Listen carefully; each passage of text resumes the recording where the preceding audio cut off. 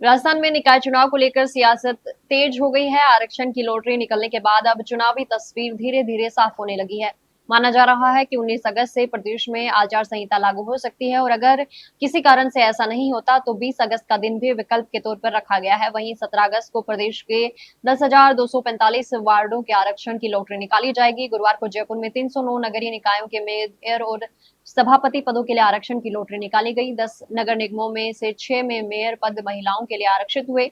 जयपुर, जोधपुर, उदयपुर और बीकानेर जैसे बड़े निगमों में महिला आरक्षण लागू हुआ। इसके अलावा अलग-अलग नियमों में ओबीसी, एससी, एसटी और सामान्य वर्ग के लिए आरक्षण तय किया गया। इस बार आरक्षण में रोटेशन व्यवस्था अपनाई गई है, यानी पिछले 2 चुनाव में जिस निकाय में जिस श्रेणी का आरक्षण था, उसे इस बार उस श्रेणी से बाहर रखते हुए नई लॉटरी निकाली गई है।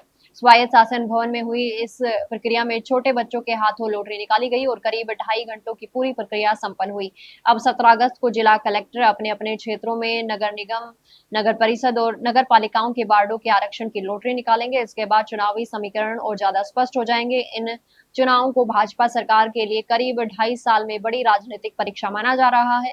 लोकसभा और विधानसभा उपचुनाव के बाद अब निकाय और पंचायत चुनाव सीधे स्थानीय स्तर पर सरकार की पकड़ की परीक्षा लेंगे। कांग्रेस लंबे समय से चुनाव में देरी को लेकर सरकार पर हमला करती रही है। ऐसे में अगर भाजपा बड़ी जीत हासिल करती है तो कांग्रेस के आरोपों को बड़ा झटका लग सकता है, जबकि मजबूत कांग्रेस प्रदर्शन भाजपा के लिए चिंता का कारण बन सकता है।